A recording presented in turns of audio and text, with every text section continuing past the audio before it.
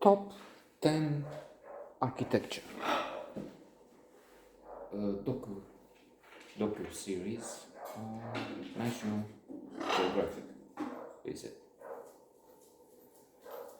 One of the channels dedicated to documentaries. If you don't have good enough films, artistic, you watch documentaries. I'm just kidding. On the one hand, but on the other,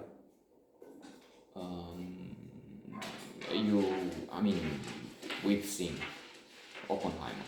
Wow, nec plus ultra. As it has been said, a classic already. Magnifique. But then I need to see Barbie. And for the rest, most are just Marvel productions. Comic book fan. So, anyway, coming back, documentaries can do have worthy subjects. And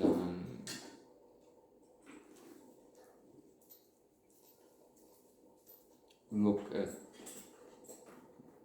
human monstrosity throughout documentaries.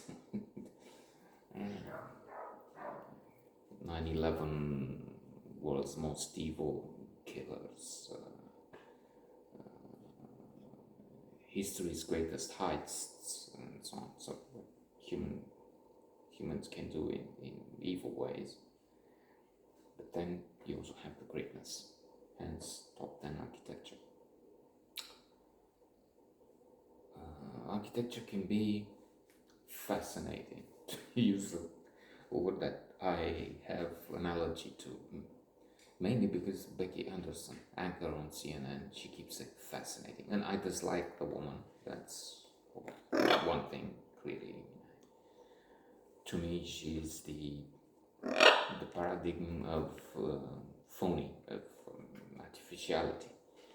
Which makes sense. In her defense, you can't be. I mean, you're there telling the world about gruesome things, Trump, 9/11, Putin, war in Ukraine. And then you can't be all in. Potolește aici în nasul meu. Architecture is overwhelming. Can be. I mean, it can be overwhelming, as in commie days with the grey and apartment buildings and all alike, and crushing the spirit. But it can be inspiring. It can be uplifting.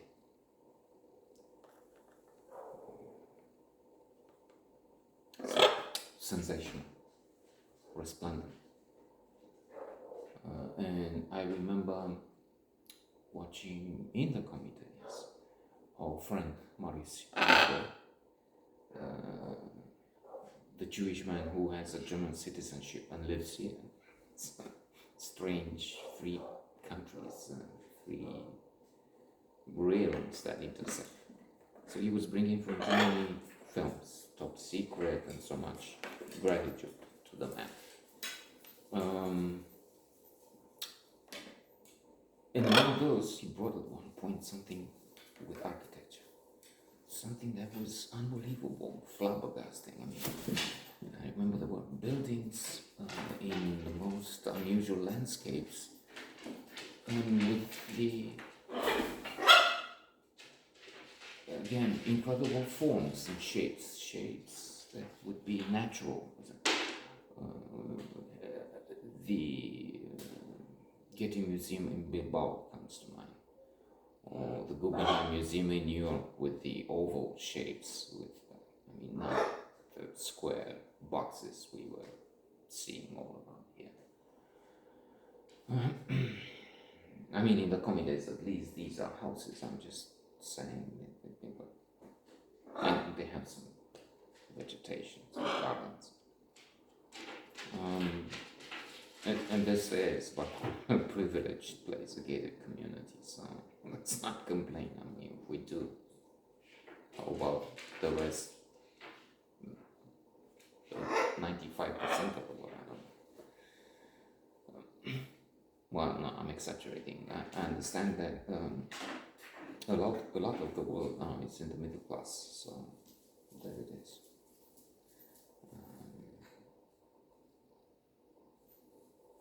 Parks are essential. Wait. And in this episode, they look at some of the most important, greatest high bar. Chishmiju Park. I'm just kidding. Chishmiju is something we have in the center of the city. Rather pitiful in so many ways. I mean, small when thinking of a large city. But then there's Herstro, so parks have been, I think, a place where being an inhabitant of the capital city have been places where I went to walk, to run at times, places of pleasure and of misgivings and chagrin. Mokusha Park has an abominable, abject management in my mind. What is baffling is that it's under the supervision of the mayor of the capital city, although it's in a small town. Neighboring. And the mayor had a campaign, was in fact made famous, and then he became the mayor because he would oppose the demolition of Montaque, of some places with historic architecture. Now that he has this understanding, it doesn't. I mean, I wrote it's true. It doesn't get on his work.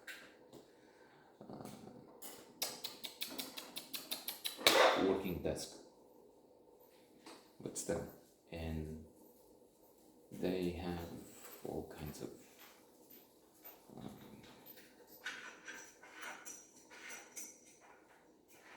flaws, deep flaws, and from wasting public money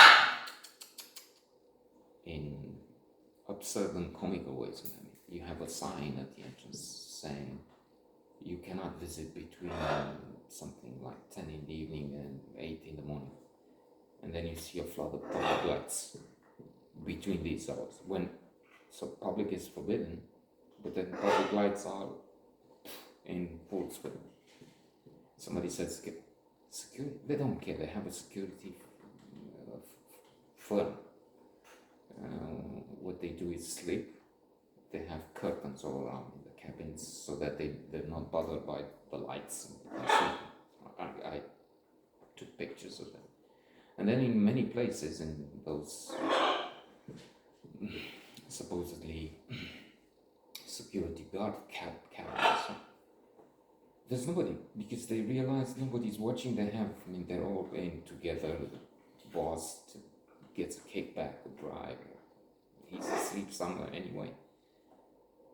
And they don't even come to sleep anymore. It's empty. So I see them coming. I used to, when I was running during the pandemic. They had some years back a system to water the lawn and the vegetation. By the way, we're talking huge waste, because it's many square kilometers in area. So they were watering at noon or in the middle of the day, but with the lights on. And I said, this is madness. Why don't you? Well, we can't, because they're connected. I mean, that's the electricity system for water was connected. But and you don't care to come at this, and it's a lot. To finish with, speaking of parks, I'm giving this a connection, an example of what should be and is popular park. It has Brunkovan architecture, one of the few places where we have that local architecture on display. Old historical monument. And as I said, an idiot in charge. When you write, answers with arrogance and disdain,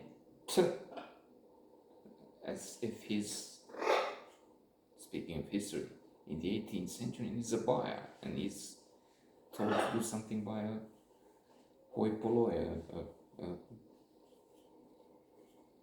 peasant. Fuck you, peasant, I'm doing what I want here. Although he's a public servant. It's a different age, but still, same attitude, and somehow he gets away with it. I ended up writing at the presidential administration twice,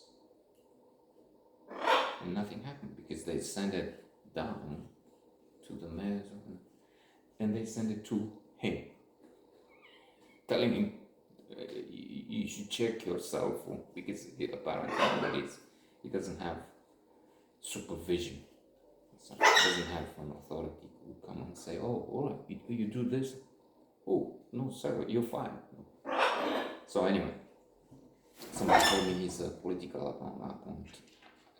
appointment, and then from the FSNN, the descendants of the communists, so what can you expect?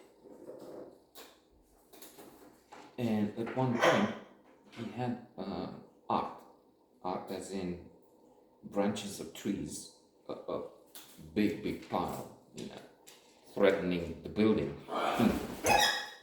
just lying on the palace itself. And I said, this is garbage. Oh no, it's not. Okay, we've been through this. Damien Hirst cutting animals in half. Duchamp with the urinal,